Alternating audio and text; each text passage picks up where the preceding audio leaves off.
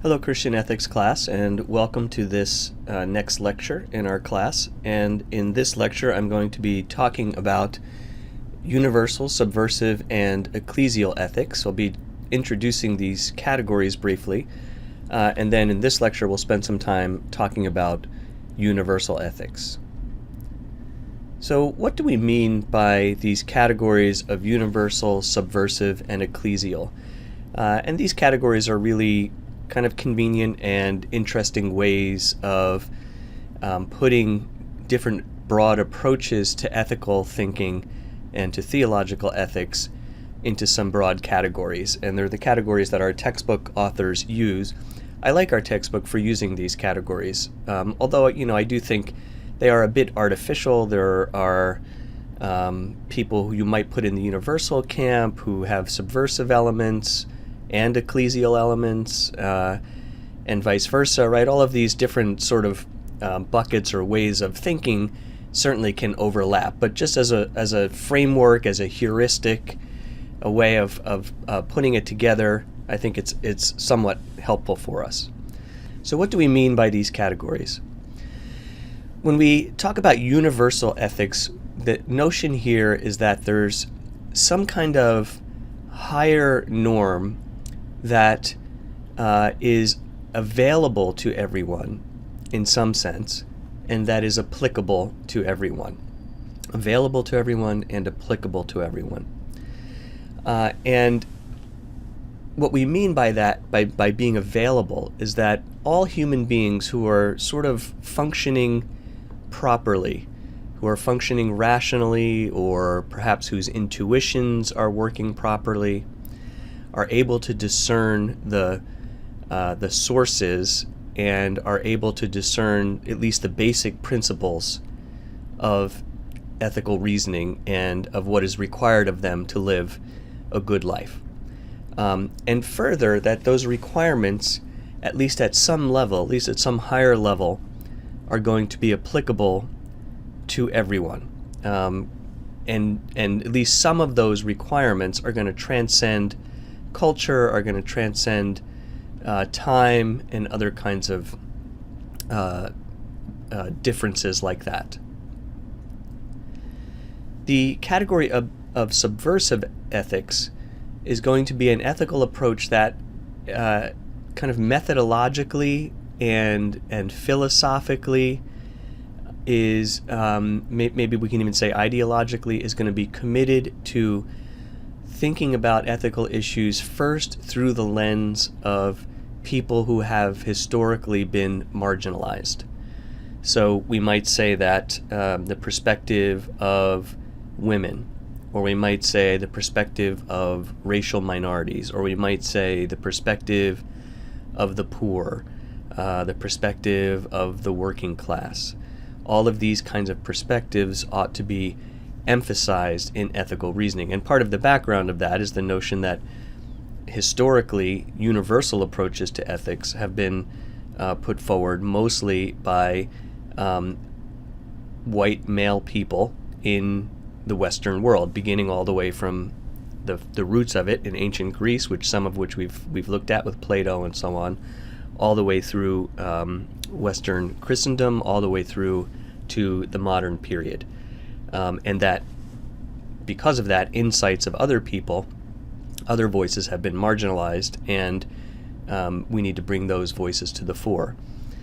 In a kind of Christian theological ethics context, the subversive approach will also often emphasize the teachings of Jesus and the historic emphasis of Scripture and of at least aspects of Christian theology on concern for the poor and marginalized. The third category on this list are ecclesial ethics. And by ecclesial ethics, our textbook authors mean to suggest that there are some ethicists working and writing today, some Christian theologians and thinkers working and writing today, who are going to say that the real focus of Christian theological ethics isn't so much how the world ought to live, isn't so much how, say, a nation state should be structured, as it is about how Christians within the church ought to live and relate to the world. So the locus of ethical thinking is the revelation of God in Christ in and to and through the church. Now, ecclesial ethics doesn't necessarily mean that we're only inward looking and we're only talking about how Christians within the church should relate to each other, because ecclesial ethics will have a missional component and a question about how the church, as it is living in the world, ought to look out to the world. But the emphasis is going to be a bit different, and the primary focus of kind of ethical exhortation and reflection will first be on ourselves and on how we are constituting ourselves as God's people, and not first on how other people in the world necessarily ought to be living.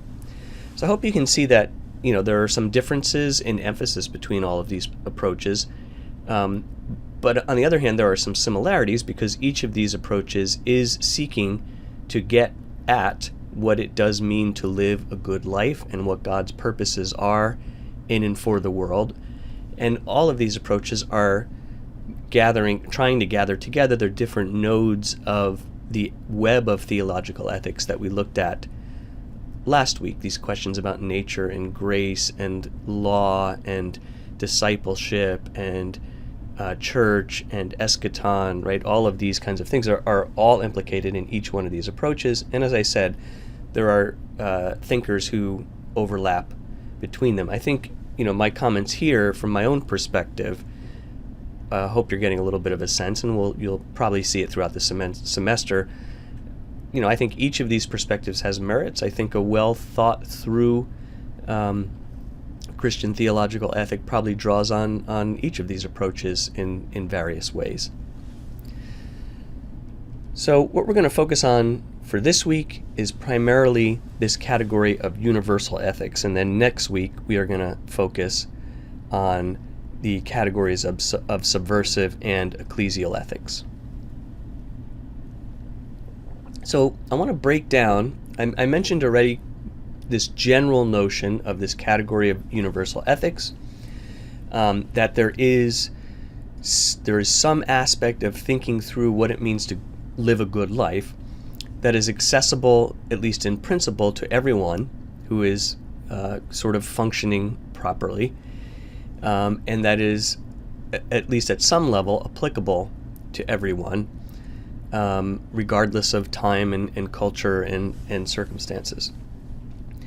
Now, having said that, it sounds like this is going to be a really strong, maybe natural law or some other approach like that, and certainly those kinds of approaches would fall within universal ethics. But before we do that, I want to break down, actually I think, two broad categories of ways of thinking about universal ethics. And you might be surprised to learn that really a lot of analytic philosophical ethics today that is not specifically Christian in any sense, and that would reject a category of natural law, is really a form of universal ethic. And in the textbook and in some of the lecture materials that I put online from external sources that talk about figures like Immanuel Kant and so on, those figures, Kant is putting forward a universal ethic. Now, Kant's universal ethic eventually is going to lead to the kind of analytic philosophical ethics that we might have today that, really don't require or refer to God at all, and that might even reject a concept of natural law. But they still are universal ethic because the idea is there is a deontological rule that applies to everyone. Now, I think a way of thinking about this is to step back for a second from the category of ethics into the category of metaphysics. Now, I know these are sort of big philosophical terms. We have talked about them already throughout the semester, and I do think they're really important for how we think through these things. And what do I mean by that, by metaphysics, right? Metaphysics is just literally kind of the science of being, of what is above. So the notion is what is existence, right? What actually exists? we might say that's metaphysics. And two broad ways of thinking about that are realism and non-realism. So what do we mean by these terms? By realism, we mean that there is a world that is given to us and that has some kind of actual existence independent of us as human beings and as the human mind. Now, if you haven't really studied philosophy and really thought much about these things before, that might seem kind of obvious to you. Of course there's a world independent of me. There are things happening whether I know that they're happening or not, and if I cease to exist, those things would continue to happen. Frankly, that would be my perspective. I am a philosophical realist and a theological realist, and I think because of the Christian doctrine of creation, realism is a posture that we ought to really seriously consider, but it isn't necessarily self-evident. Another one of the figures that the textbook mentions and that I gave you a video on is Descartes. And Descartes asked that famous question, or came up with that famous answer, "I think, therefore I am." And what is Descartes doing with that? Descartes came up with this sort of principle of radical doubt, meaning that you ought to question why you're making certain assumptions, and you ought to have rational arguments and evidences to support the assumptions that you're making. And if you're just making assumptions, you really don't have knowledge. But if you have evidence and argument to support it, for Descartes, then you can have knowledge. And what you find if you take that kind of stance is that it can be pretty hard to meet that level of proof for a lot of things that we assume, even the existence of the external world. There's a famous essay in the Philosophy of Mind called "What Is It Like to Be a Bat?" Now, I know this sounds wacky, and this is the kind of wacky thing that philosophers will write and will do, but if you think about it for a moment, the premise of the essay is we have no idea, we human beings have no idea what it feels like, what the experience is like, what the consciousness is like of an animal like a bat. And really any animal. I mean, I could say, I took my dogs for a walk this morning. I can see how my dogs respond to me. I'm pretty confident about certain things my dogs are capable of and not capable of, but I cannot truly get into the mind of my dog. It's just impossible. It's even impossible for me to get into the mind of another human being. Again, I can see how a human being reacts. I can base it on my own experience. But the point is, and the point for that piece of the Philosophy of Mind and the point for Descartes, we can't get out of our own subjectivity. We can't get out of our self.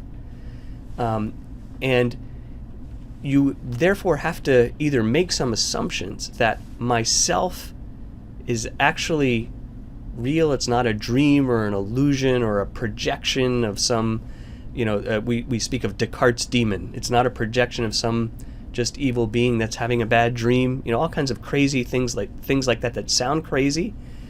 But if you think about them, if you really have to prove this with some kind of absolute certainty, you just can't. I mean, you really have to just say, my assumption is that isn't the case, and I have reasons to believe that isn't the case, because if that isn't the case, then perhaps some kind of non-realism is true. Perhaps what I think is reality really is just kind of in my mind.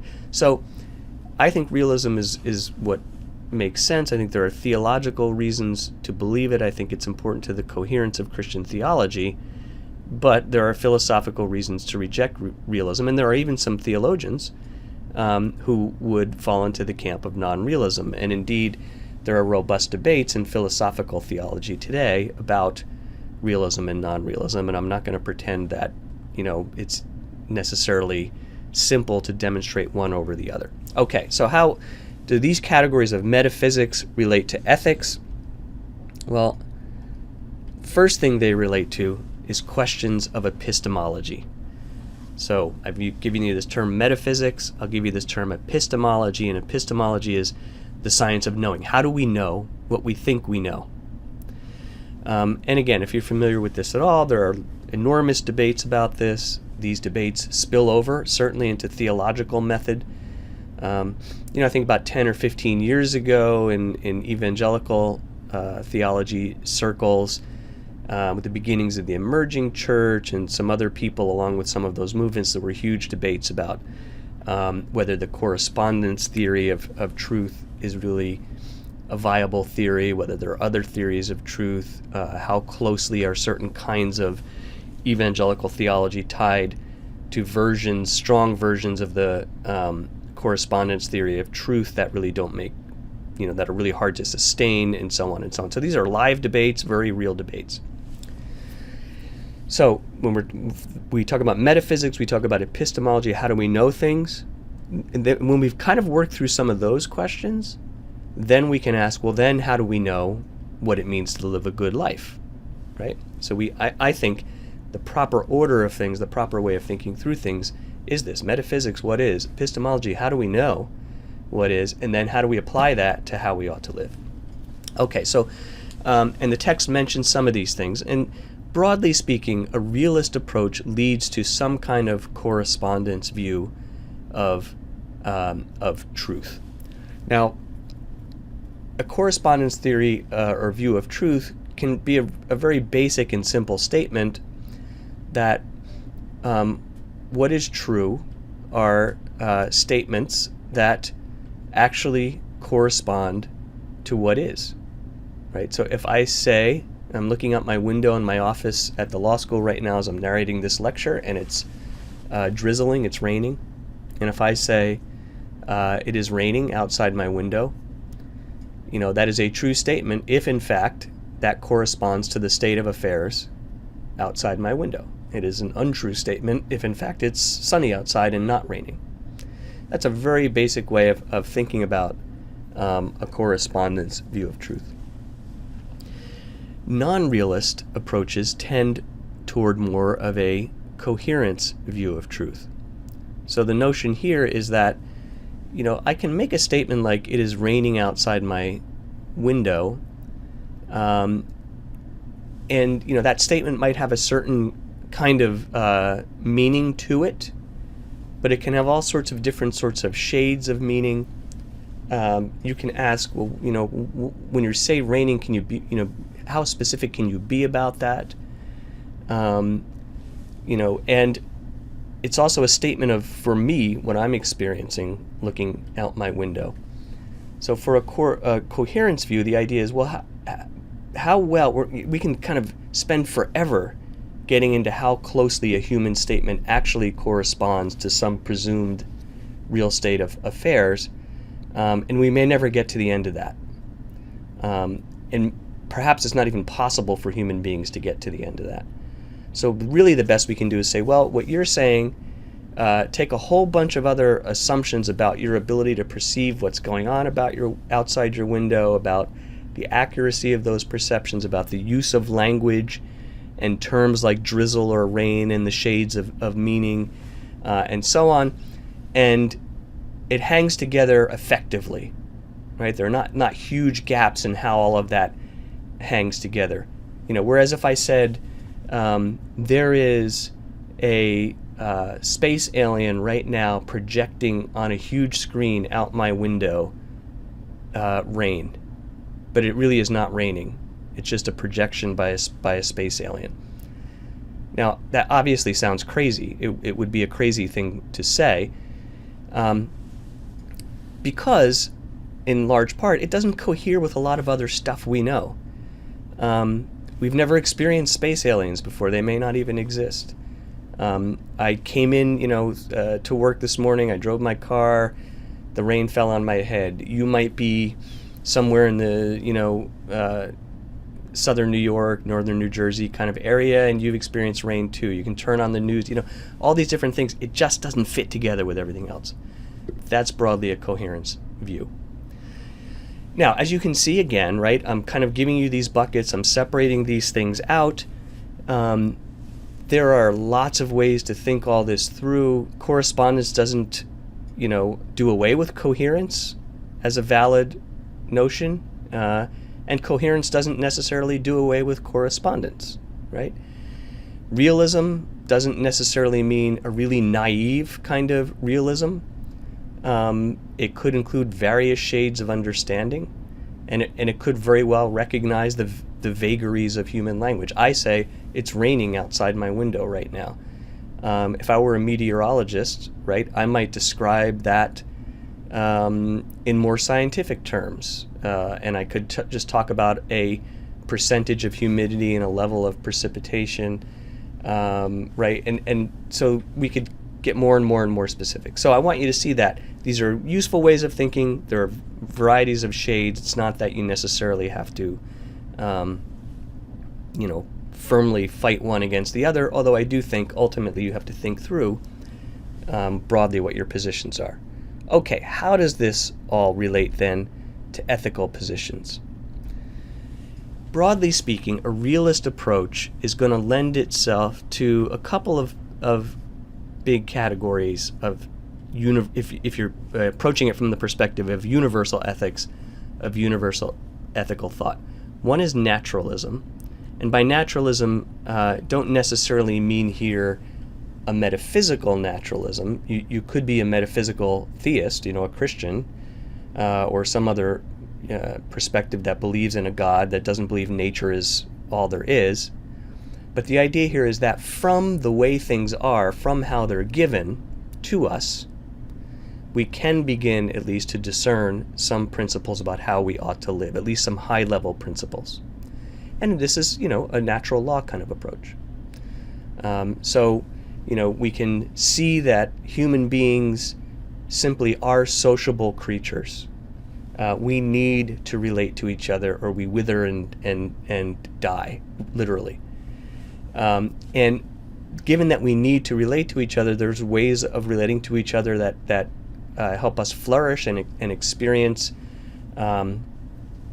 experience subjective things like joy, but also enable us to, build things and create culture and perpetuate the species and so on, right? And those suggest that there are some productive ways, what we would say good ways of living, right?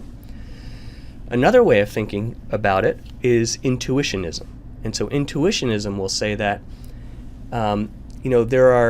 it might not be easy or even possible to simply look at the world as it is given to us and to discern specific ethical principles from that. But we are constituted in such a way that we have an innate sense of ways of living that are better and worse, that are right and wrong. So it's something that comes a little more, naturalism means it comes a little more from outside observing. Intuitionism comes a little bit more from inside, based on how we're constructed. Now again, these aren't necessarily opposed to each other. They're broad approaches and perspectives. You might lean more toward one or the other, but there are plenty of ways in which you sort of can combine or relate these to each other. All right, non-realism. We might have two different broad categories. So one might be emotivism. And the idea behind emotivism, and some of this, flows out of some of the ideas of Immanuel Kant. Now Kant, I don't want to pigeonhole Kant. Kant's a very complex figure, but the influence, the legacy of Kant is really important and hard to overstate, right? So, but one of the things Kant did was to try to say, there are certain things we can know, and there are other categories of things that really are matters of emotion that aren't real. So it's different from intuitionism, because it's not like, Augustine would say we have intuitions from God, and those come from something real. And Kant's going to say, well, we have emotions and feelings, and those feelings have a certain kind of validity to them, but they're not necessarily tied to any kind of higher metaphysical reality. that's one way to look at it. We might say, very broadly speaking, risking a grave generalization, but probably fair. In our North American popular culture, at least, this is probably a pretty significant sort of approach, right? What you feel is right or wrong is something you need to honor for you, but it can't have any purchase for anybody else. That obviously is a non-realist account, and it doesn't necessarily lead to any kind of general principles that we can all live by unless we have some kind of agreement about what those might be. Another way to think about non-realism is logical positivism. So logical positivism was kind of a philosophical movement that really has lost a lot of its steam certainly in the academic philosophy literature. Probably by the 1960s or so, it was evident that logical positivism as a academic project really hadn't succeeded. But it remains really influential in our popular culture, I think, particularly in what we might call scientism. And by scientism, I mean the notion that scientific knowledge is the only kind of knowledge that counts. Now, I'm teaching a class next semester at ATS on theology and science. I think theology needs to interact fruitfully with mainstream natural sciences. I don't believe in the idea that there's a war between theology and mainstream science. There are, however, unfortunately in our popular culture, many voices within the scientific professional establishment and also popular writers like, say, Richard Dawkins, who promote the idea that really all of this other kind of religion, emotion, all of these other things might be nice for some people, but they can't get at real truth. The only way to get at real truth, any kind of real truth, is through scientific work. And this flows directly from the idea of logical positivism, which says that the only thing human beings can really do is make logical, propositional statements that can be proven and demonstrated through formal principles of logic. That's the only kind of knowledge that really counts. Now, you might be surprised to have this under the bucket of non-realism. You might think, well, yeah, but scientists think they're describing the real world. I think that's largely true. I think most working scientists, and I think even people like Richard Dawkins, think that what they're talking about is the real world. I think they're actually just fundamentally confused about their epistemology, because the epistemology, the way of arguing and claiming what is actually true that they adopt, is actually logical positivism, which is not consistent with realism. Because the logical positivists said, we give up on metaphysics. We give up on trying to understand what is actually true, whether there is higher truth. We give up on that. As a pragmatic matter, all we can do is make logical statements. Logic may be a metaphysical reality, or it may not.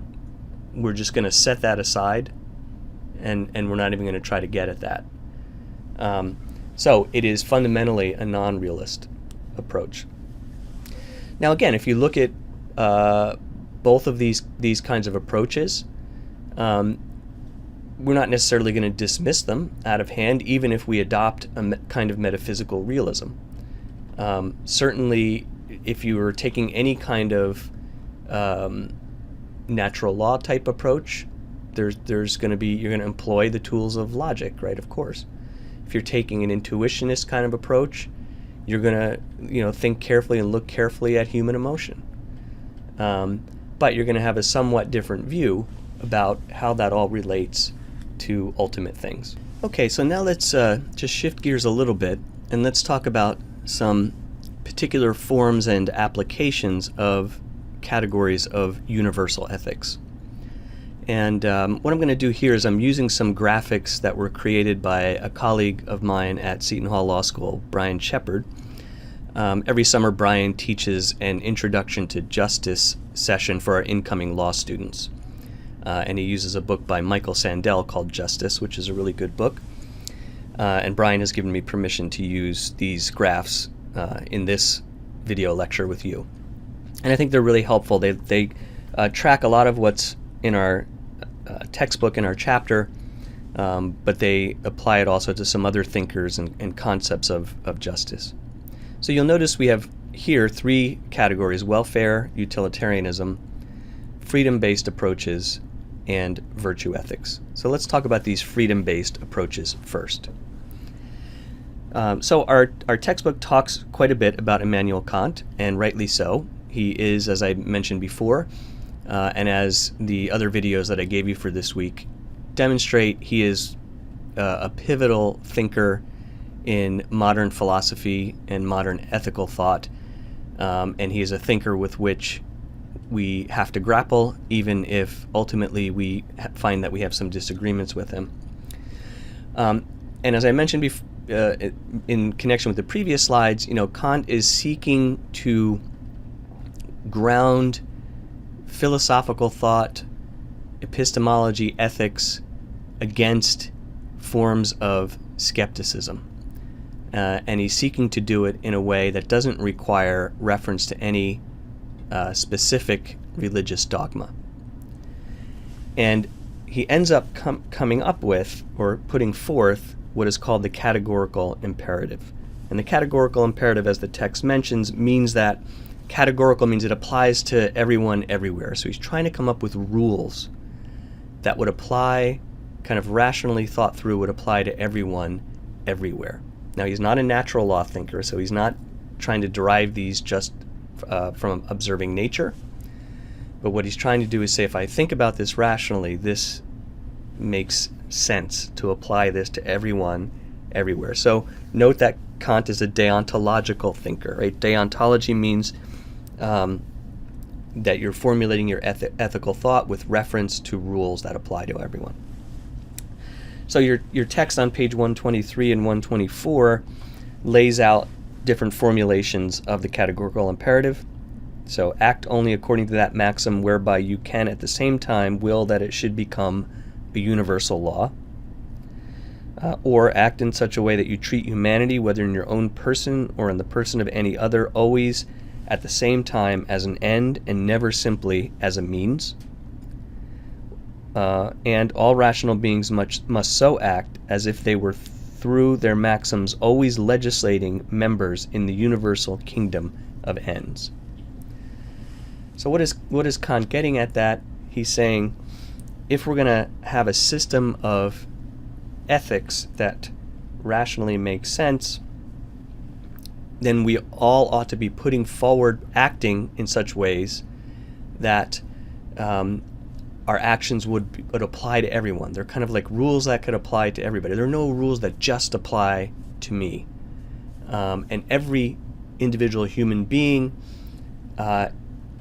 is his or her own means, not just an end to satisfy myself.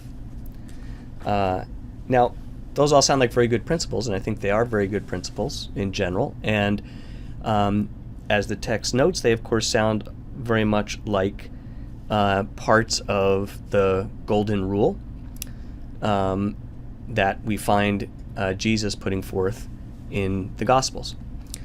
Now, the issue that we might have, of course, is Kant is not grounding this in any kind of concept of God as a divine legislator, and he's not grounding it in any kind of concept of creation as having an order or something like that.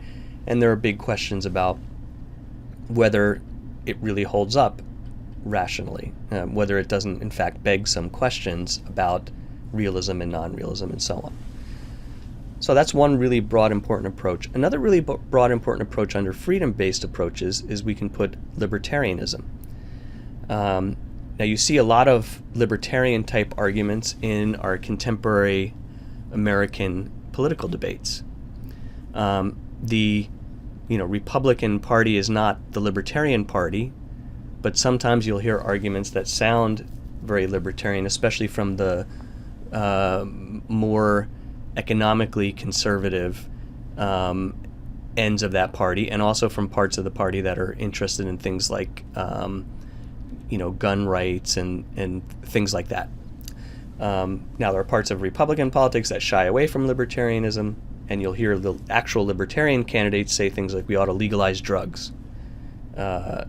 Most Republican candidates won't quite say that for a variety of reasons. But the notion here is that the proper end of ethics is to maximize to the extent possible each individual person's autonomy. Right? It's an autonomy. We say in this slide here, a freedom-based approach. We might better say an autonomy-based approach. Now, it kind of recognizes that no one can have perfect autonomy because, I might feel like killing somebody, but I probably ought not generally to be free to do that because then I'm taking away someone else's autonomy, right? So the idea is, how do we balance out the best we can individual autonomy? So that's another approach. We also mention here John Rawls, and Rawls is really, really influential in contemporary philosophical ethics and jurisprudence. And Rawls's idea is really in many ways derived from Kant's. And what Rawls says is that we ought to make policy and law as if we were behind what he calls a veil of ignorance. And what he means by that is, I don't know the characteristics, the qualities of other people in society. I don't know whether they're more capable than me or less capable than me. I don't know whether they're better off than me or worse off than me. And given that, I can create a rule that would take all of that into account. And so therefore, I'm not going to necessarily overly favor myself or overly favor some other group. That's at least a, very broadly speaking, kind of a Rawlsian approach. And again, notice it's an autonomy-based approach. It's drawing off of Kant's ideas about the categorical imperative, and it's trying to put some more flesh on those bones. So that's one broad approach. Another one is virtue ethics. And we have talked about Aristotle a bit already. And the notion here is that there is a concept of what society looks like, what our roles in society are, and what it means to function well, or indeed to function with excellence as a particular kind of person. So we might say, as a teacher, what does it mean to function with excellence as a teacher? What kind of virtues are there as a teacher? There's a virtue of diligence in study. There's a virtue of concern and care for the student's welfare and for what the student is learning. There's a virtue of love of ideas and of communicating ideas. These kinds of characteristics of the person go into what makes a good teacher, let's say. And we can come up with all different sorts of roles or places in society. Now, virtue ethics doesn't necessarily in itself define what roles there ought to be, what the higher level of sort of the good society itself looks like. For Aristotle, that's left to metaphysics. And if you're going to take a virtue ethics kind of approach, most likely you're going to have a certain kind of either assumed or explicit metaphysical perspective. There are a lot of contemporary Christian theologians in the Roman Catholic tradition, but also in the Protestant tradition these days, writing about virtue ethics. And part of that is the notion that finally there is something given to creation and to the ways in which we ought to live in relation to each other and to God. Now, virtue ethics is not necessarily a natural law kind of ethic, because it's not really primarily about deontological rules. In fact, it's not about deontological rules. What virtue ethics is about is characteristics, virtues of the person that then get expressed out into ways of good living. It's not keeping a rule so much as it is having certain characteristics. Right? Those characteristics might involve keeping certain kinds of proper rules, but it's first not about the rules, it's about the virtues. All right, this third category that we have, let's talk about welfare utilitarianism. And so here the idea is that the good is that which maximizes welfare in its consequences. Welfare utilitarianism is a form of consequentialism. In fact, we might put consequentialism in the bigger box and move utilitarianism down into a smaller box. But either way, we're talking about thinking about consequences. We judge actions by their consequence. The consequence we care about most is when people get what they prefer. Now, notice that people get what they prefer. It doesn't mean that we're necessarily judging the merits of those preferences. And in fact, a really consistent form of welfare utilitarianism would say we don't ask about the normative values of preferences. We simply ask that whether preferences are being satisfied. And as this last box here notes, the most consistent version says all preferences are valued equally. We don't say one person's preference. If I prefer candy and you prefer reading Aristotle, right? We don't say that you're a better person because you like Aristotle and I'm a worse person because I like candy. Those are just preferences. And we have a market that will sort of work out when candy gets supplied and when books on Aristotle get supplied and how much they cost and so on. So a very important approach in a lot of contemporary legal and political thought. It is in many ways, I think, the assumed basis for a lot of our North American and even European ways of thinking about law and regulation. How do we decide what, whether we should have a tax on gasoline? Well, people want to drive. It does hurt the environment. That imposes some costs on some other people. But we have benefits of driving because people have to get to work and, see their families and so on. Maybe we want to allow driving, but we want to put some limits on it. So we'll have a certain amount of tax on the gasoline. Things like that. Perfectly reasonable way to think through problems like that derive from this kind of thinking. Now the question will be whether this can serve in itself as a fundamental ethical principle. And we can talk about that and hash some of that out in class. There are some, I think pretty significant criticisms of this because you get into questions about, well, what if someone, has, or some group of people has a really strong preference that involves destroying the autonomy of others, like genocide. And the sort of who says problem, right? Who says that maximizing the welfare or the preferences of the most people is good? I mean, how do we define that as good? So we can ask all those kinds of things. It is a really important stream of thought. All right, in this final slide, we're going to just add two other pieces to this overall heuristic, and that is what Professor Shepard has called relativism and command theory. So relativism, pure thoroughgoing relativism, would say there is really no metaphysical content at all, or no meaningful content at all to the concepts of good and evil. They're entirely relative to tradition, culture, and practices, and this means that the differences in morality need to simply be tolerated and adjudicated or adjusted in some way that doesn't refer to an overarching principle of good and evil. Frankly, I'm hesitant about this category. I don't really think very many people are true thoroughgoing relativists.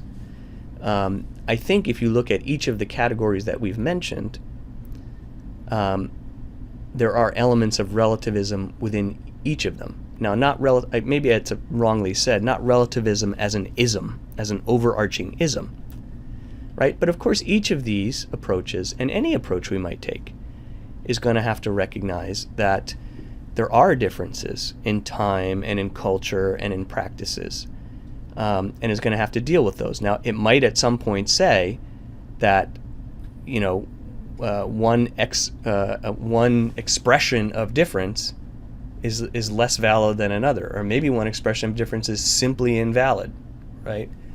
And morally impermissible and ought to be stopped. But somehow it has to account for our actual human embeddedness and situatedness. So I don't know that there are too many really true relativists. I think most people would, at some point, defend themselves and think they were justified, if they were being physically attacked or something like that. So we do have that branch, though. And on the other side, we have this important category of command theory, and really we might better say divine command theory. And this remains a really important stream of theological ethics. So divine command theory is the notion that good and evil are determined by divine command. Now remember when we talked about voluntarism, nominalism, those really broad, in the first lecture, concepts about who God is, a true thoroughgoing divine command theory would be tied to ideas about voluntarism and nominalism. That is, what is good or evil or right or wrong is good or evil or right or wrong simply because God says so, and not for any other justification. So God could say tomorrow that rape is good, and then it would be good because God says so, right? We wouldn't expect God to say that, but he could, and then it would be good. And we've noted some problems with that kind of really thoroughgoing divine command theory, but nevertheless, again, we don't necessarily need to see all of the boxes as mutually entirely exclusive. Of course, from a Christian theological perspective, a Jewish or Muslim theological perspective, or other kinds of theistic theological perspectives, there's a God who commands, and we are obligated to obey for different reasons, right? So moral obligation traced to God. There's an element, at least, in which the rightness or wrongness of it doesn't depend on what human society thinks about it. And human society can set up its own rules, its own contingent rules, that might deal with unique aspects of society as long as those rules don't conflict with the divine command. Now, as the way Professor Shepard put this out here, I think it's not incorrect, but I do think it's a little bit shy of contemporary versions of divine command theory, and in particular, it's a bit shy of divine command theory as we see it in Karl Barth. Now, I think what we'll do is I'm going to put these questions up, and you can think about them a little, and we'll, when we meet together next week, in addition to the primary source reading that we have for next week, we'll also talk about some of these things, right? But, Barth is a divine command theorist, but Barth's notion of the divine command is not that there is this sort of fixed decree from eternity that then finds expression in Scripture, and it's an unchanging bit of legislation that doesn't respond at all to the changes in human society and culture and time. Barth's notion of revelation is a very dynamic notion. So the divine command is sort of always happening, and we're always hearing it in a fresh way. So in fact, in some ways of understanding Barth's ethics and Barth's view of divine command, it could be that, in the past, people legitimately thought they were hearing God give them a command for one thing, and in the present, we hear something else, because the command itself is dynamic. So I want you to think about that. I want you to think about how Barth defines the good in relation to divine command,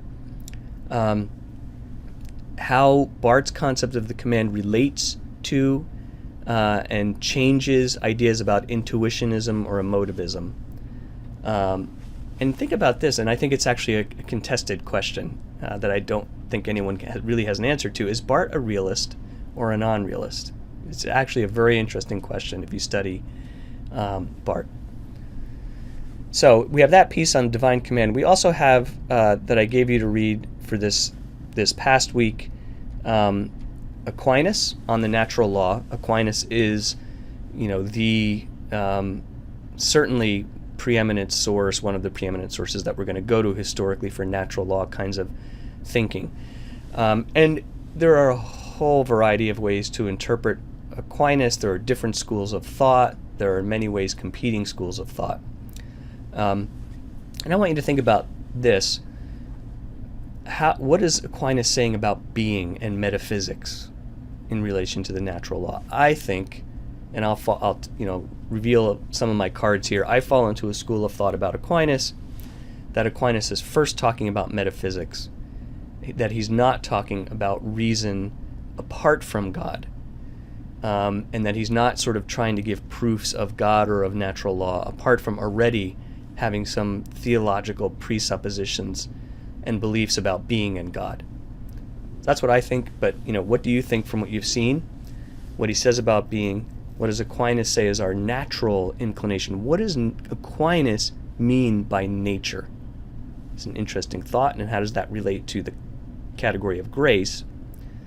Does Aquinas think the natural law can change, but how does Aquinas' view of the natural law as something stable relate to the differences in legal commands in particular societies and times? And this is very important in reading Aquinas, how does Aquinas define the question? The way Aquinas' writing and thinking proceed is in setting forth for us questions and then providing responses and objections to those responses. So you have to kind of think carefully about how is he actually framing the question. How you frame the question is going to very much impact how you frame the response, and then how does he frame the objections and the responses to those objections. So in addition to, obviously we didn't meet in person this past week because I had an event at the law school. We would have talked about these things in person this past week. We will add them to the stuff that we're going to talk about in person for the coming week. So this will end the lecture for this past week, and then I will also give you another lecture for the coming week. And this ends this lecture.